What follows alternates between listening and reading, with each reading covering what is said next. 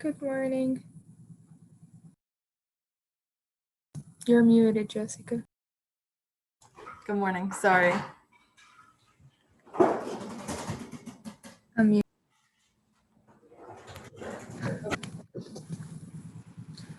Okay, we got a couple people in the waiting room already.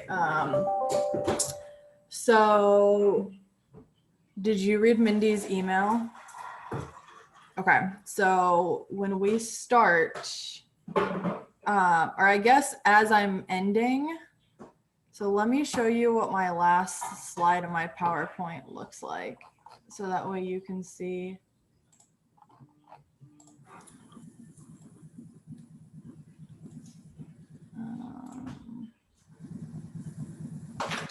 Can you see the PowerPoint there? Yes. Okay. So it will like change and stuff. Is that a different? Yes. Okay, perfect. I just want to make sure because it looks weird on my computer. No, it looks perfect here. Okay, so this is the question one. So when we get here, can you drop in the link for the attendance form? And then, or should we do the attendance form at the beginning? Maybe at the end because you want like the people that stayed the whole meeting. Yeah, that's true. Okay. Maybe when I get to this slide, it says evaluation, it's number 10. Can you drop in the attendance form and in the chat and just say like, everybody needs to fill this out in order to get credit for attending? Okay. Well, I will just grab the attendance form. Is it on Mindy's? I think it's. Yeah, and I would make sure you're on your laptop. That's probably the easiest way. Okay, and then you'll also need to send the Block B events. And that's also in the email. So you can just copy and paste the name of the event and then also the Zoom link to the event for all the presentations that are after ours in Block B. So I'm gonna put the Block B link. Well, you're gonna put the name of the program and the Zoom link. Because there's different like presentations they can attend in Block B. I think there's 4. So I would put the name first and then the Zoom link. And then the name of the next one and the Zoom link. Oh, sorry, just a second. Let me grab this one. Oh, I think Mindy sent it on the personal one too only. Here, I'll forward it.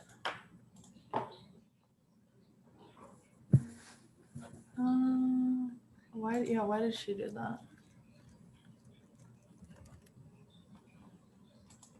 Okay. So those 2 things. And then can you also put my contact info in there?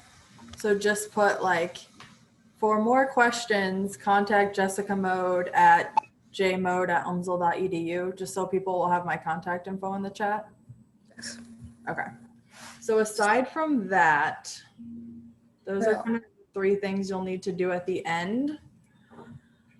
I would say at the beginning, I'm going to ask people if they have questions to put it in the chat. Mm-hmm.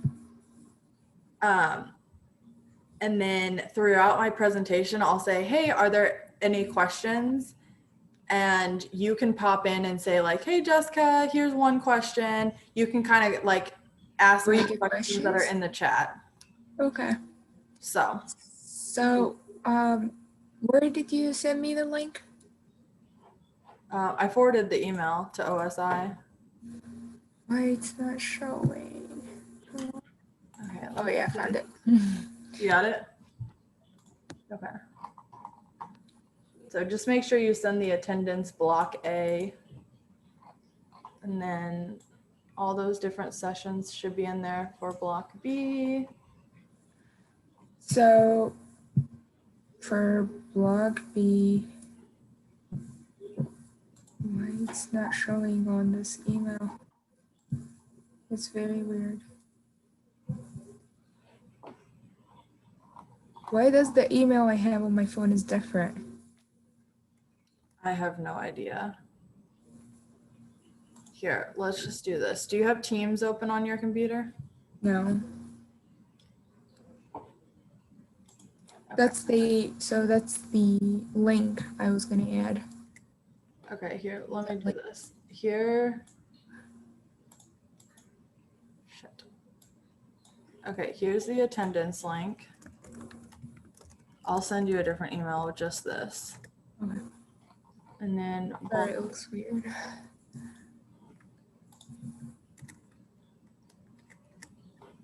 I'm gonna send you all the block B ones.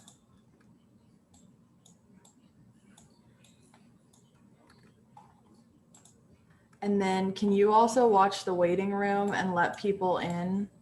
Yeah, sure. Okay, let's wait one more sec. And then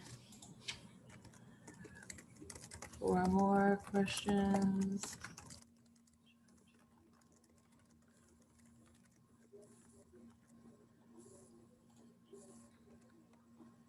Okay, that's to OSI programs. So I just sent you those things. Okay. Okay, perfect. So attendance link, and then why is there so many links for Zoom meeting?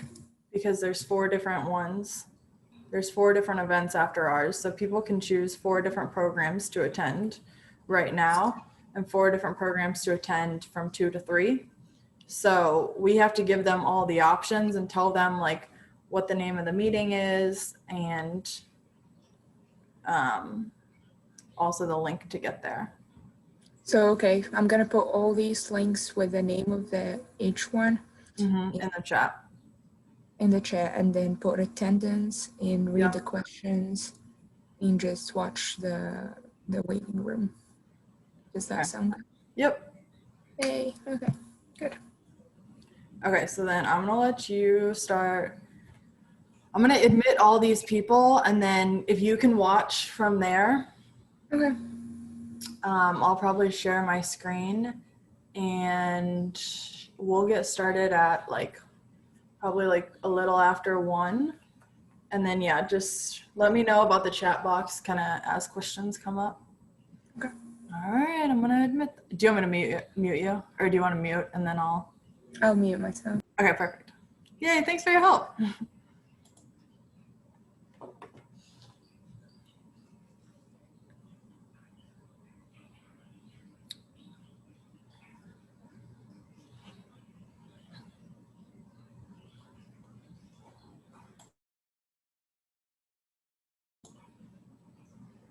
Hello guys, welcome. Thanks for being on time and getting in here. I hope your first session was good.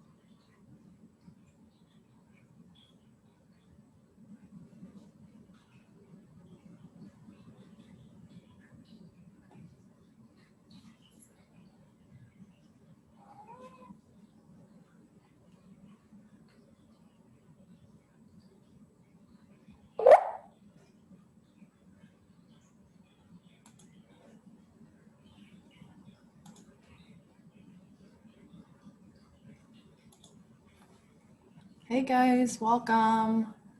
We'll start in about 5 minutes, kind of go over what we'll be chatting about today. And I'm excited to have you all here.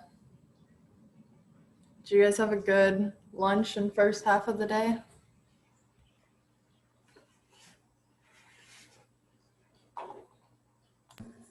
I still didn't get breakfast actually. Oh no.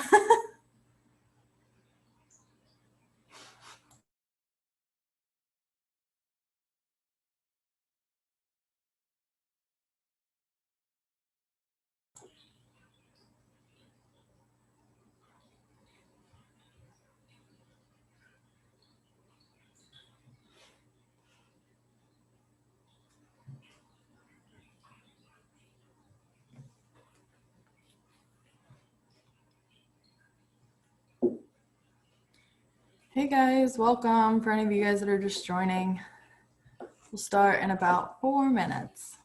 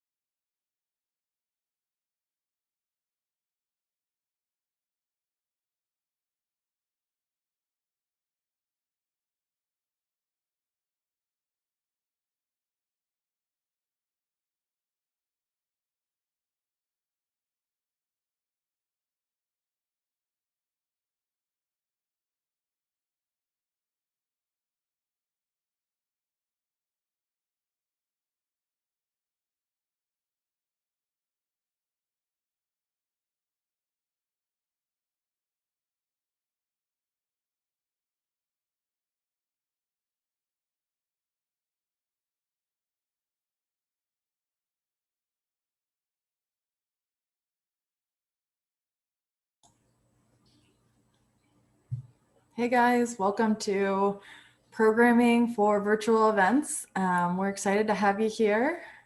I know a few more people have joined in, so we'll start in about 3 minutes.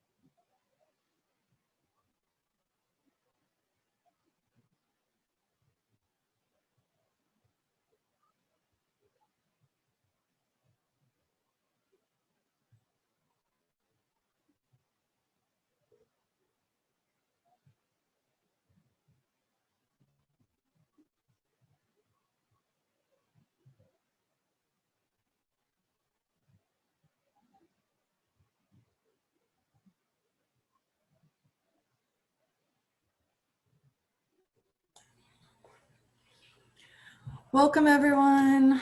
We're excited to have you here. Just make sure you're in the right place. This is, if you're interested in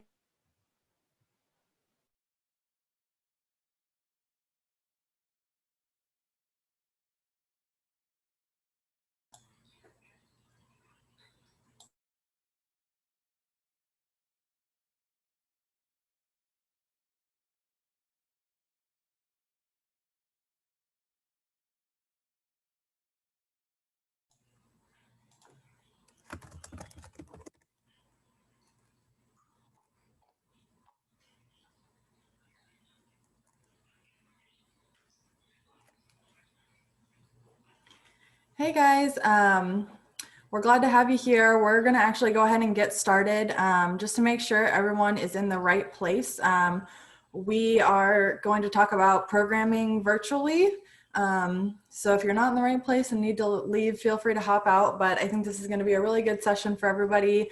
By the end of it, you should feel confident about programming any events that you want to host in the fall, both virtually, and we'll talk a little bit about if you need to host something in person. We'll chat about that as well. So we're gonna go ahead and get started here in just one sec. We'll kind of go over a few ground rules first. And first off, I'd actually like to introduce my moderator for the day, Sahar, if you want to give everyone a wave. Sahar is going to kind of be monitoring the chat room and letting people in from the waiting room and all that fun stuff. So if you guys need anything, she's here for you while I'm presenting. So just a couple of reminders right off the bat. We are recording this session, so if you need to refer to it later, it'll be here for that reason. And throughout the session, we are kind of on a time crunch since you guys know you have another block of sessions at 2 p.m. So how we're going to handle questions for today is if you will throw them in the chat box, and then I'll periodically kind of ask if you have questions, and Sahar will read them out loud so that way everyone can kind of get the answers, because usually when one person has a question, a lot of other people are interested in hearing the answer as well. So we'll make sure to kind of answer all of those questions. If you hear my cats in the background, I apologize. It's about their lunchtime. So hopefully they don't bother us too much, but I'm sure you guys all know the weird distractions that come from everybody working and being at home so much. So with that, we will go ahead and get started and go from here. So we're going to make this a little bit interactive. And for this first part, when I'm asking you guys questions, feel free to unmute and chat. So that way it's not so boring and it's not just me gabbing at you the whole time. So first I want to talk to you guys about what's your experience with events. Have you guys planned events in your personal life or with your organization? Have you guys done any events virtually? Where is everybody kind of standing at this point? I've planned lots of events before, but I have almost no experience with planning online events. Okay, great. Thanks, Lindsay.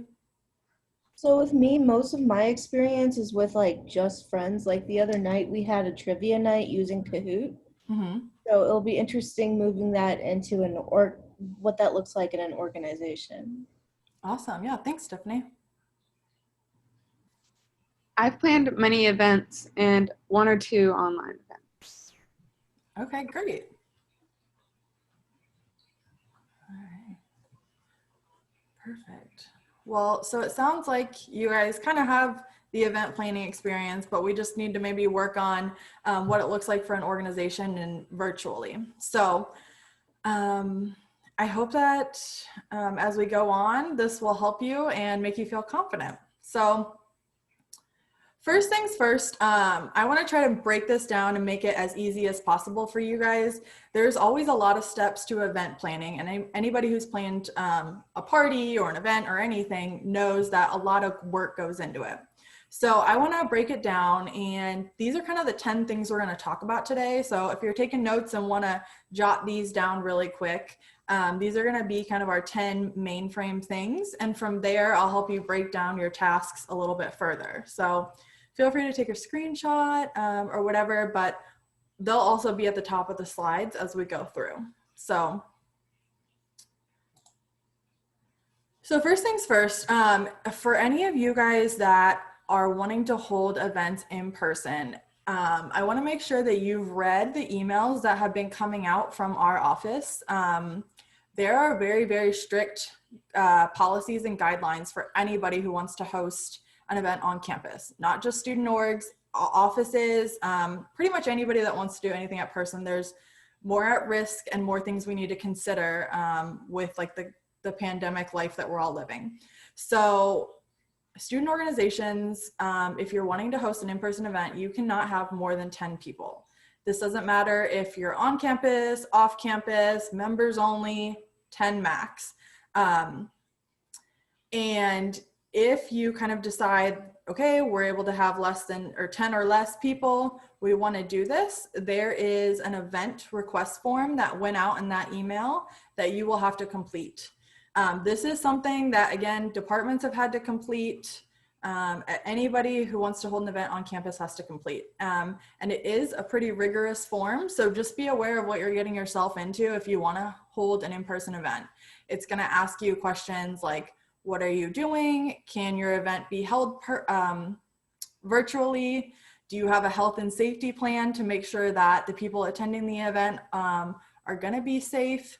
So there's a lot that goes into it. So I just want to kind of give you guys that background information.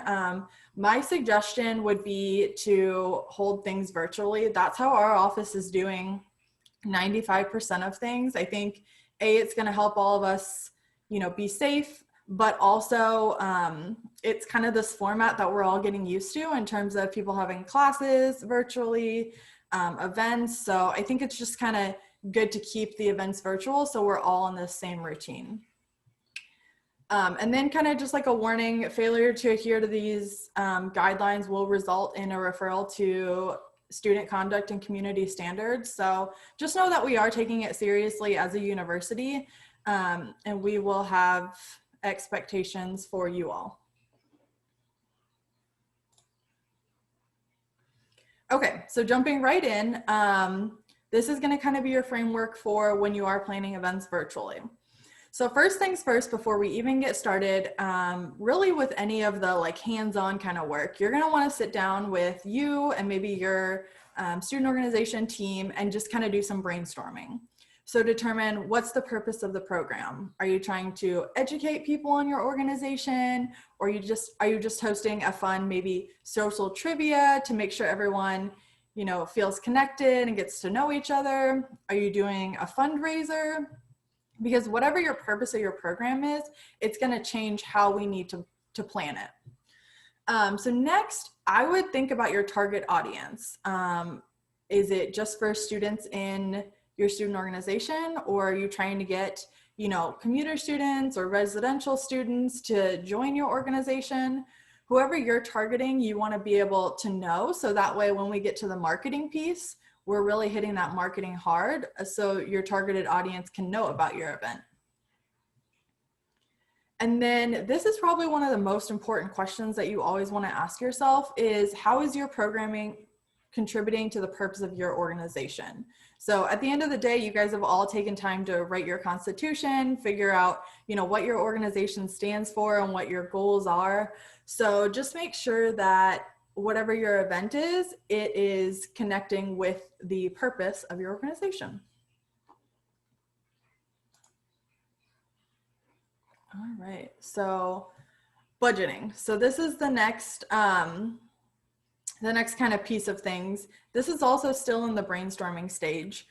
So you all know by now, and if you don't, there's going to be a session specifically on the SABC funding. But you should know by now that you have to go through that process in order to get funded for an event. So what you need to do on your end is kind of think through what costs are going to be associated with my event. Do you have any supplies? Are you bringing a speaker to speak to your organization? That's going to cost money.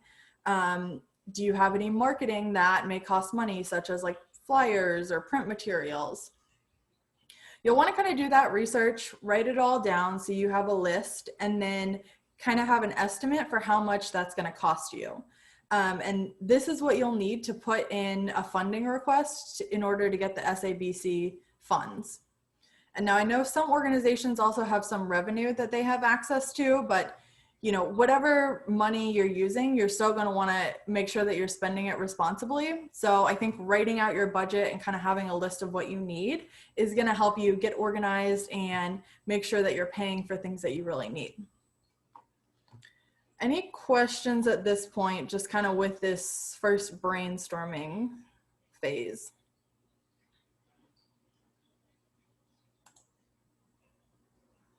No? Okay, cool. So to give you kind of an example of this, I like to write it out. So you can kind of see on the left of the PowerPoint that, you know, I wrote out, okay, a contract fee if we're hosting a virtual salsa dancing. We're going to obviously need an instructor. So that instructor is probably going to want to get paid. So you can write out how much all of that costs. And, you know, really, I even like to write out like if something isn't going to cost me, because sometimes, you know, you have to think through like, will I need supplies? And if you don't, it's fine to put 0. So that way, you know, you've thought through like, okay, I don't need any supplies. So that's going to be 0. So when you're doing this, some things to consider are how much your program is going to cost versus how many people are going to be attending. So I always like to say, you're not going to want to spend $1,000 on a whole program if 5 people attend, because when you break that down for the amount spent per student, that's going to be really, really high. So this is where you can kind of also sit down and think, okay, how many people am I going to expect at my program? And then plan your budget according to that. Make sure that you always keep track of your receipts and any confirmations you have, just so you can kind of keep that in your records for later.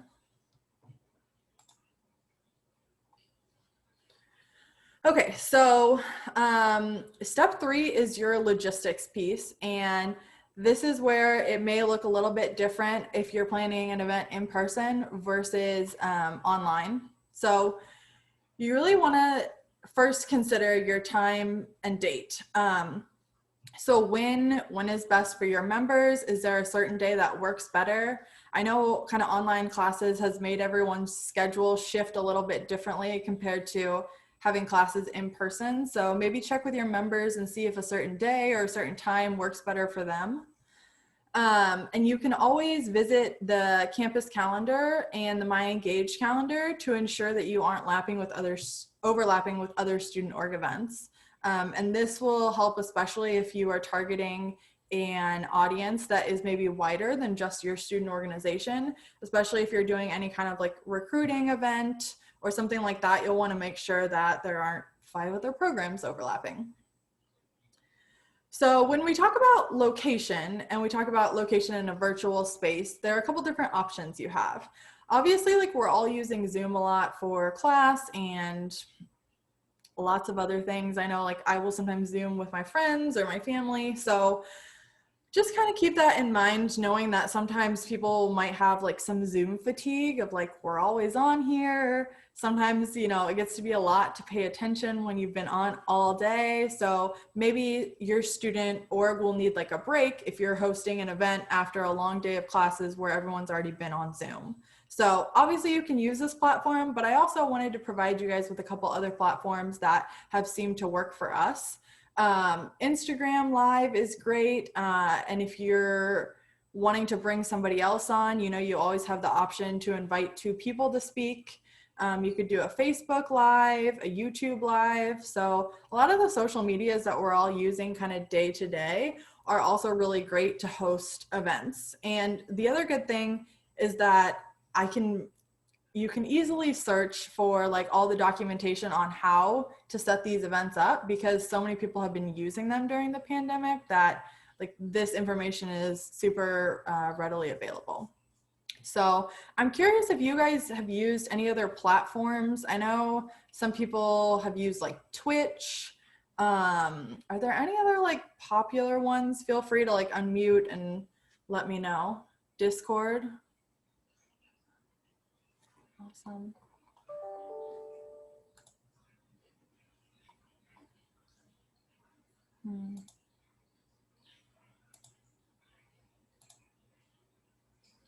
Any others?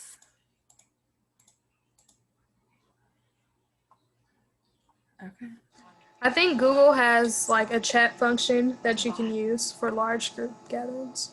Okay, awesome. No, that's a good tip. Megan said that they mostly use Facebook Live too. Okay, awesome. Cool. And I think now would be a good time, if you guys don't have some of that social media set up, that you could totally set it up now and, you know, just kind of invite your members and get that started. Okay, a lot of people use Discord. Cool. So write those down and check it out. And, you know, for your first event, you might kind of have to play around and see what works. I don't think that all events will work on every single platform. So you'll kind of have to think through, do like the functions of Discord allow for certain events? Do the functions of Facebook Live make sense for whatever I want to plan? But again, that's stuff that you can do research on and chat with your members and kind of go from there.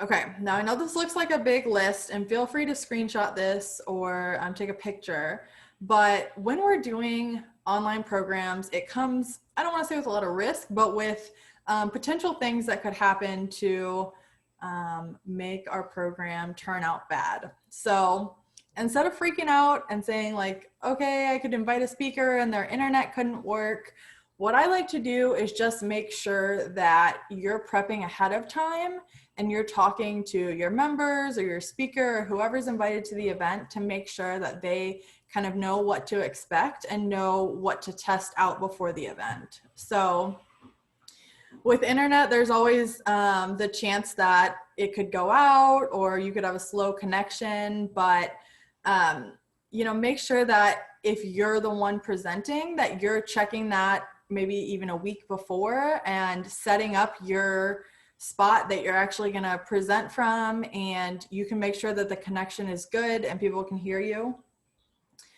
You'll also kind of want to make sure that when you have a bunch of people in the same room, that your guests are all, I guess, on their best behavior.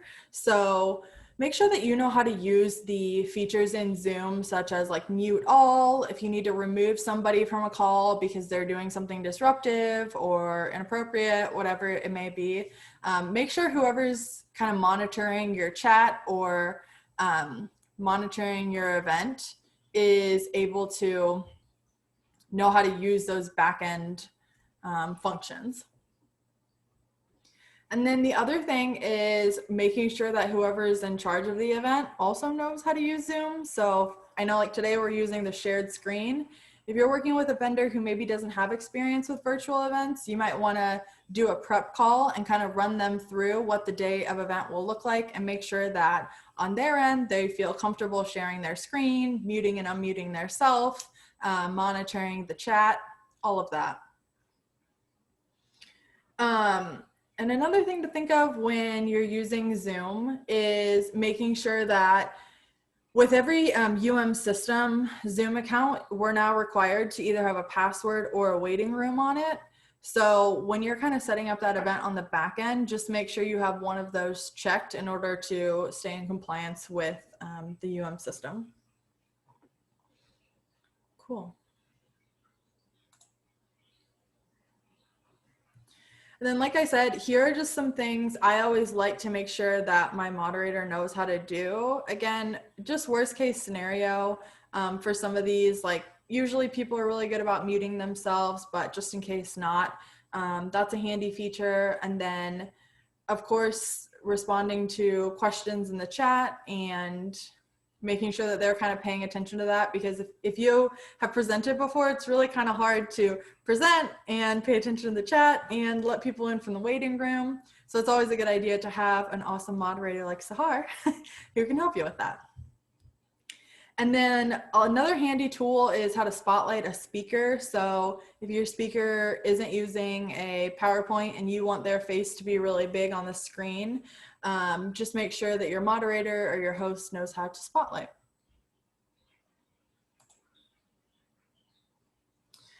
All right, so moving on to step 4. This is where we're gonna plan kind of the day of the event. So I love checklists. I think this is my like OCD event planner thing, but checklists can help you make sure that you're organized and make sure that you're not forgetting anything.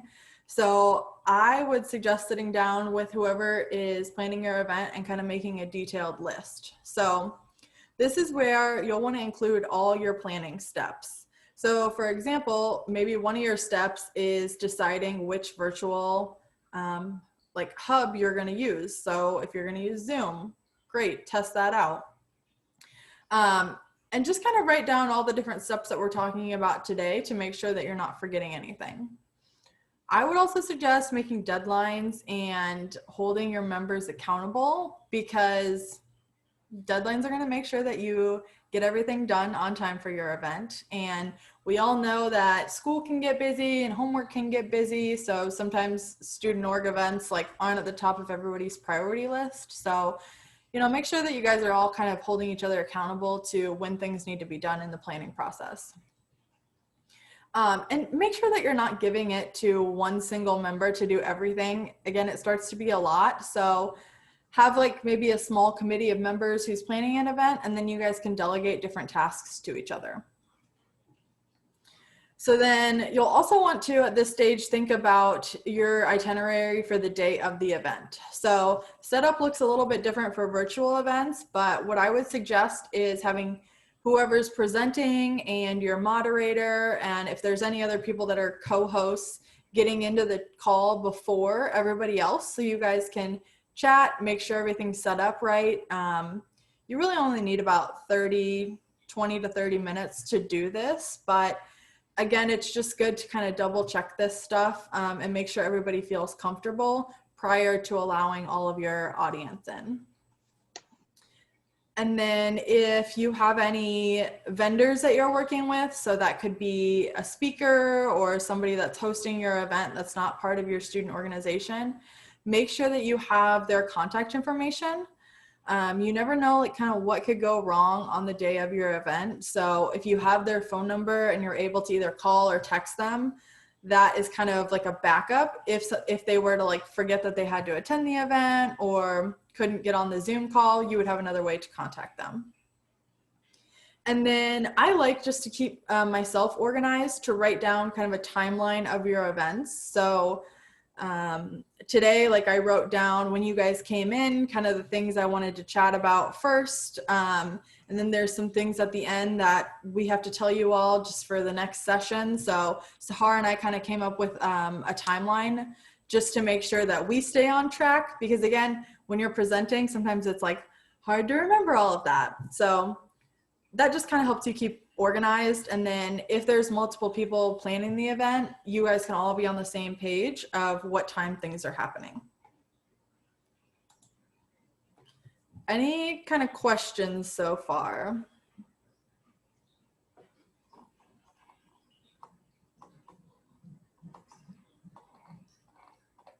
Feel free to throw them in the chat, or even if you have something to add that you guys do for your organization, feel free to jump in there as well in the chat and let us know. All right, well, I'll keep going. So step 5 is going to be figuring out what you want to happen during your event. A lot of times that looks like either entertainment or a speaker. But anytime that you're bringing in people outside of UMSL, you have to have a contract. So this is where you'll complete a pre-contract worksheet, and you'll want to submit that at least 6 weeks in advance. And even though we're hosting things online, it really doesn't change things. You still need a contract if you're hosting somebody outside of UMSL and you're paying for them. So if you're new to that process, it should walk you through it on My Engage, but feel free to reach out to Rainer if you're kind of in the middle of it and you get stuck. He can definitely help you answer questions. You'll also, when you fill that contract out and you have your vendor sign it, you'll just want to check in with them and make sure if they have any additional needs or things they want to happen on the day of the event, that you guys kind of chat about expectations up front rather than on the day of the event, them kind of throwing you a curveball and saying, oh, hey, I need you to do this. You want all of that to like get out before the day of the event, so it's not stressful. So the only time you would not need a contract is if you're not paying your vendor, or you have somebody from UMSL that's presenting, and again, you're not paying them. So the key is, if you're not paying, you don't need a contract. If you are paying them, their service is being rendered, and we as a university have to make sure we have a legally binding contract for that. And then just as like a side note, a lot of times we get questions about if you're wanting to show a movie, where you can purchase the licensing rights, and that can be purchased from Swank or Criterion.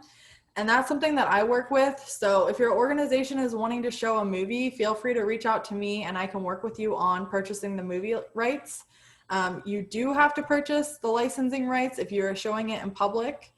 Unfortunately for virtual, we don't really have a way to stream movies online, at least not with these companies. So that's not really going to be an option, but I did want to throw it out there since we usually get a lot of questions about that. And pricing just kind of varies depending on like what movie you show and how many people are in your audience. But typically this costs anywhere from about $500 to $1,200 depending on the movie.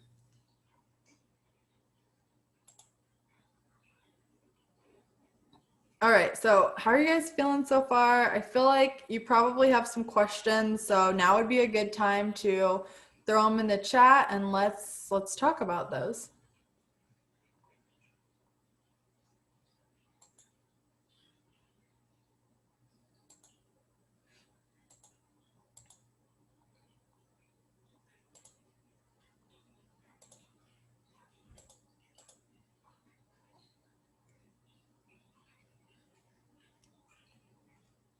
Give you guys a few seconds just to kind of write down your thoughts.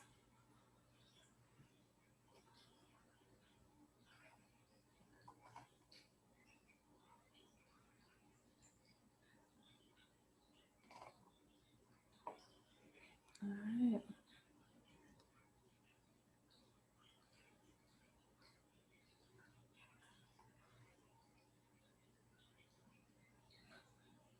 Okay, so looks like we have one question. If we want to share our screens during our meetings and show a movie that way, would that be okay? Technically, no. We have to buy the licensing rights if you're showing it to a group, and showing it from like your Netflix account when you're sharing a screen, you have not bought the rights. So technically, no, that would not be allowed. Good question though. Okay, all right, you guys are doing good. Thanks. All right, so the next thing to think about is food and program supplies. So we have a question here from Lindsay. She's asking, what if it's an unofficial movie showing you Discord or something?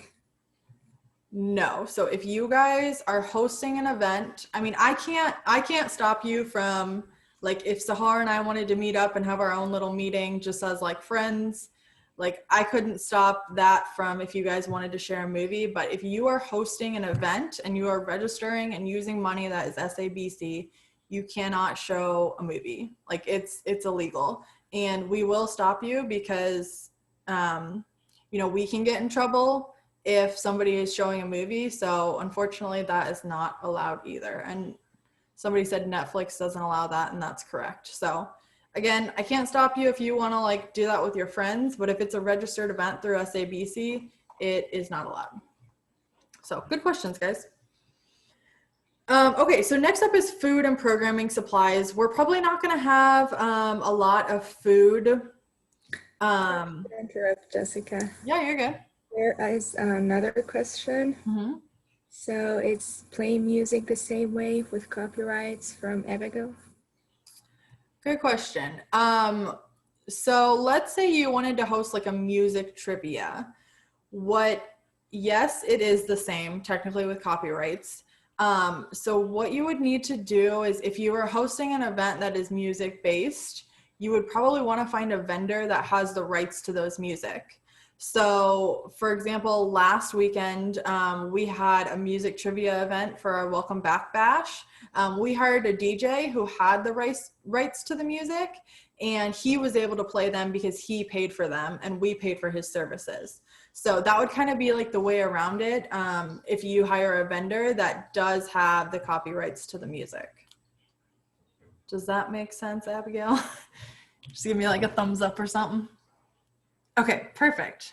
Yeah, that was a good question.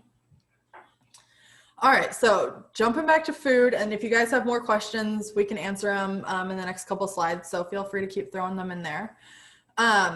You probably aren't gonna have a lot of food orders. The only thing that could possibly work is maybe if you were doing an event and you wanted your members to all like pick up some food from Sodexo beforehand. That could be an option, like if you're doing a cooking class and wanted to work with Sodexo to make sure like everybody had all the cooking supplies they need.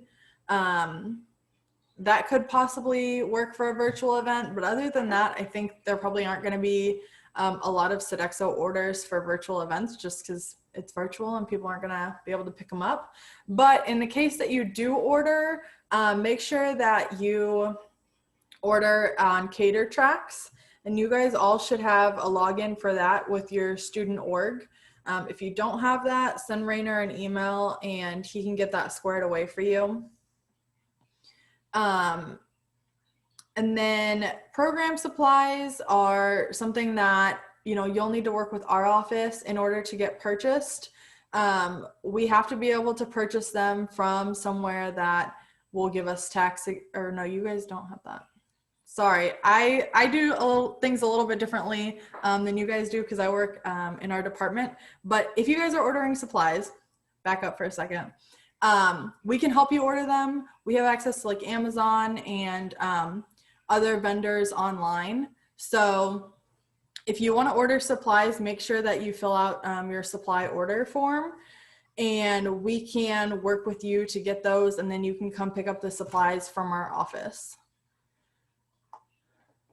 Hopefully that makes sense. Sorry about that. We do things just a little bit differently as professional staff than you guys do with your student orgs. Okay, we got one more question. Let's see. If we want to do a movie showing and I'm just paying for the movie myself and SABC isn't involved in the event at all, would that be allowed? No. So like I said, if you are marketing it to a group of people at UMSL, you're not allowed to. If you text your friends personally and you text 5 friends and say, yes, I would like to show a movie, like I would like to watch a movie with you guys, you can figure out how to sync that up as friends. But like if you are doing a public showing and you have marketing or you are using SABC funds, even if you aren't, but you have marketing and you're asking people from UMSL to join in on this event to watch a movie, you cannot. So hopefully that makes sense. Really, you just want to steer clear of this because if you get caught doing it, it's gonna result in, you know, you guys not being allowed to have the event. So I would just say steer clear of it. You guys are like, your loopholes. No, you're good, Lindsay. No, honestly, that's still, you're marketing it to your group through your Discord. So it still counts as an event for your org. So no, that would not be allowed. Okay, so when we host virtual events, we're gonna wanna make sure that we are marketing our event. And to do this, we want to try to think of marketing that's going to be virtual since not everyone is on campus. So try to kind of reframe how you're marketing. A lot of times people will pass out flyers or put up flyers around campus. You know, I don't know how effective that's going to be nowadays with not everyone being on campus at all the time. So you will still have access to create art and digital signage through our OSI website. And our graphic designer. Her name is Katie. Her and her team work on these art requests and are able to help you have marketing that kind of looks professional and will portray whatever you need your audience to know about the event. So make sure that you're submitting that at least 2 weeks in advance. Like I said, you can do that through our website. We have a whole media production page where you can find the rules, what we will or won't do for you as far as printing. This semester, we're not going to be printing rotunda banners, which is something that usually you see in the MSC around the rotundas. We're not going to be printing those just because of the lack of traffic that's in there. So if you do want signage up, digital signage is going to be an option, and that's on our computer screens. And then those are, that will kind of be how people will see it around campus. Other than that, I really encourage you to post it on the My Engage calendar. Our office is really encouraging new students and people who want to get involved to look at that calendar, because honestly, it has everything on it. You know, it has different fun activities. It has, if you want to join a student org, kind of how you can get involved from that side. So it's a pretty simple form, and it also can ask for RSVPs if that is something you need for your event. So consider going on My Engage and submitting one for each event that you're holding. Somebody said Kappa Delta Pi likes to use social media and emails. Those are great methods. And I think, you know, social media is going to be one that we're probably going to focus on even a little bit more this semester. So if again, you don't have these for your organization, consider making them and inviting all your members to like or follow your page. So that way they can kind of get those updates and keep them coming in throughout the semester. Another thing that might be helpful, I know word of mouth is going to be a little bit harder, but a personal invitation, whether that's maybe getting somebody's number and texting them and saying, hey, we'd love you to come to an event.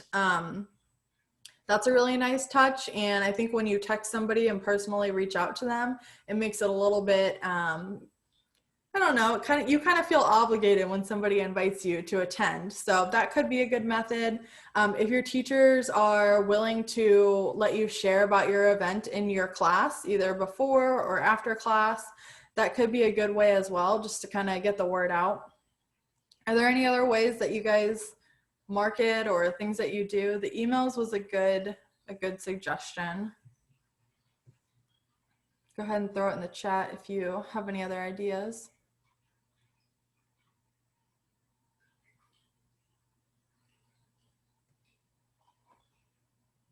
Ooh, creating a group me for your org. That's awesome. That's a really good idea.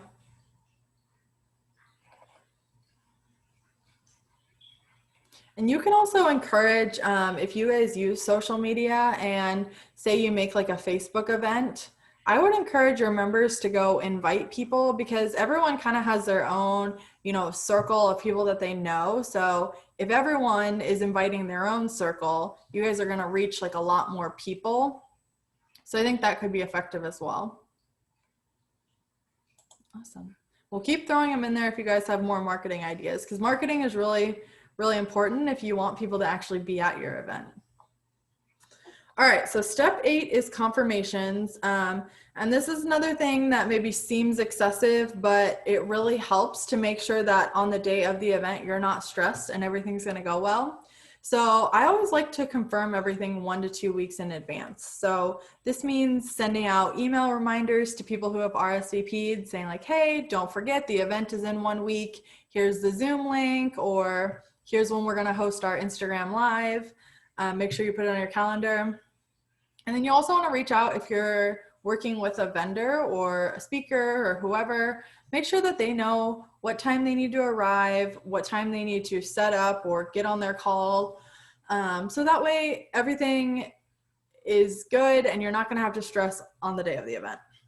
I always like to keep copies of any receipts or emails or orders, just to make sure that, again, 1 to 2 weeks out, you have everything, all your supplies have arrived. And if you're questioning like whether or not you've reached out to somebody, having those emails kind of on hand will be helpful. Cool. All right, so somebody put in the chat, we're doing membership spotlights to get members more engaged on our social media. Oh, I love that. That's super fun. And then when you do a membership spotlight, they probably share it on their Facebook page. So that's a really good idea. All right, so day of the event. Leah chatted about earlier, we're gonna make sure that you are going to want to make sure that you arrive early for setup. And I say arrive because I know we're all at our house, but logging on early, I always suggest like restarting your computer before an event. It's just gonna make sure it's kind of like rebooted and fresh. And you'll want to make sure that you do that again, maybe like an hour before your event, just in case anything were to go wrong. Yeah. So is it okay to invite a friend, family, non-UMSL student? Yeah, I think depending on the event, that could be okay. From speaking from our student involvement events, we've had quite a few events where, you know, we invite the UMSL student, but maybe then they want to bring their kids or their little cousins or whoever to jump in on the event. So I think as long as it makes sense, you're more than welcome to ask other people to jump on for the virtual events. But again, make sure when you're thinking about spending SABC money that that's mostly going to be going towards UMSL students. But then kind of after you already get those UMSL students at the event, sure, you're welcome to invite other people or tell your UMSL friends to like, yeah, if you have a roommate or something, they can hop on the call as well. Good question.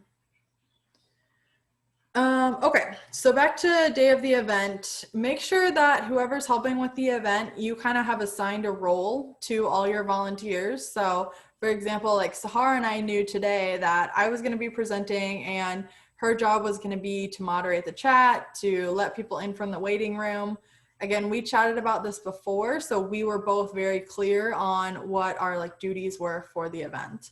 So just make sure you guys take the time to actually kind of make sure everybody's on the same page. Trust me, it will make things go smoother.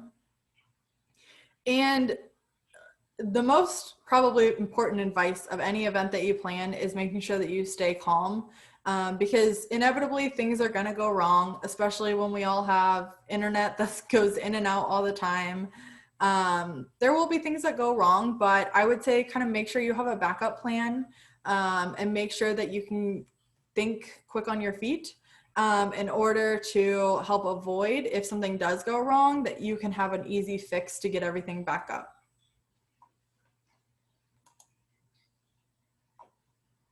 Okay, and then step 10 is actually something that I like to do after the event. So I know a lot of times people will think like, okay, my event's already over, there's nothing else to do, but somebody who's really a good event planner is going to want to evaluate and see how their event did.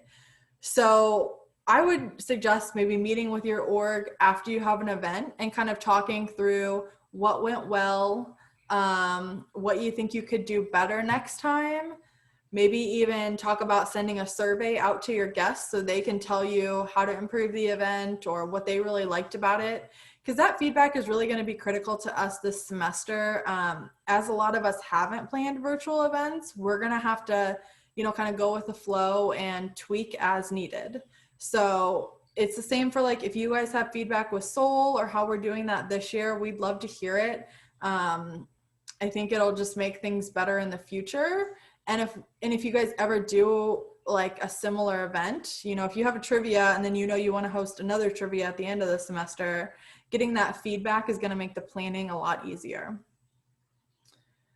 So, all right.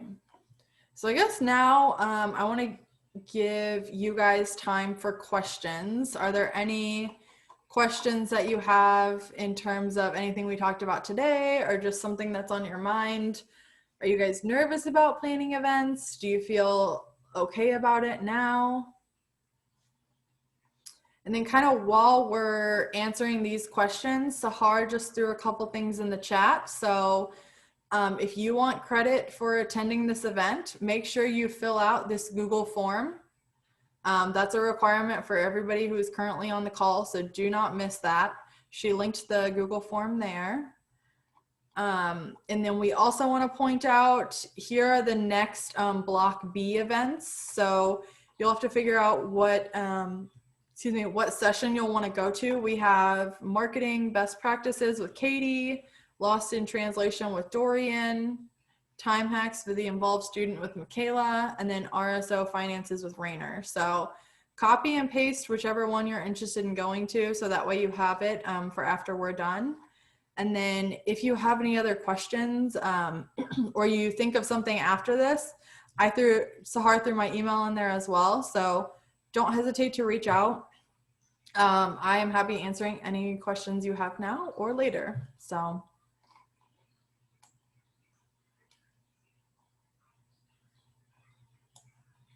thanks, Kendra. All right.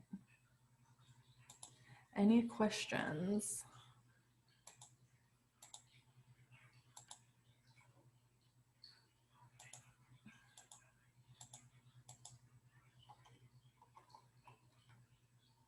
All right. Well, if you guys don't have any questions, feel free to take a little breather, a bathroom break, if you need a snack or a drink before the next session. And yeah, thank you for coming and sitting through, and hopefully you learned a thing or two about virtual events. Thanks, guys.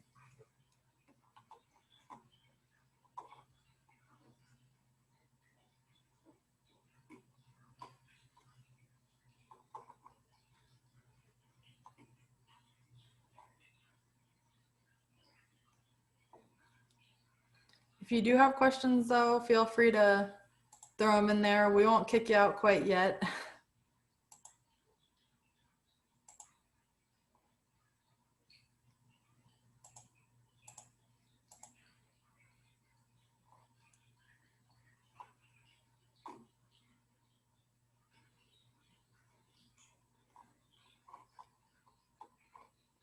Sahar, do you have any good questions that you can think of? Not now, but I think you said everything about virtual events. It was a great presentation. All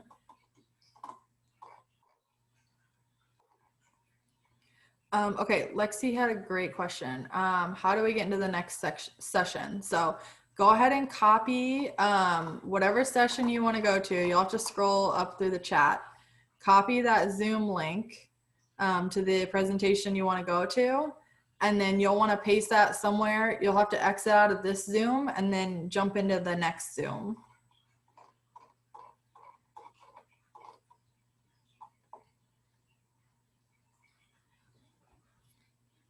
All right, lots of good questions.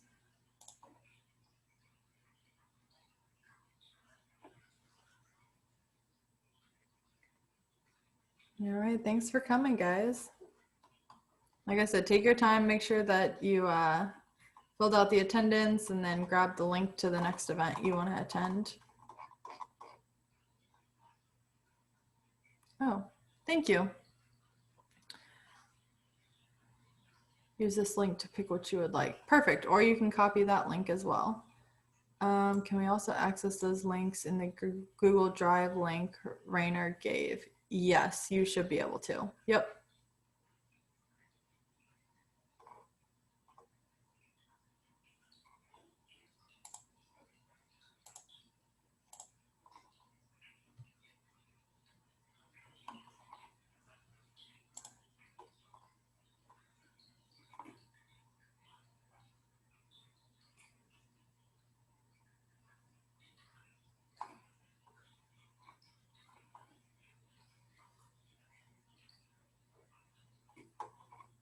All right. Sahar, thanks for being a great moderator. All right, we'll give you guys about 5 more minutes in the call, and then I actually have to hop on another call to help moderate a different event. So we'll give you guys about 5 more minutes to make sure you've grabbed all the links from the chat, or if you have any questions, and then we'll go from there.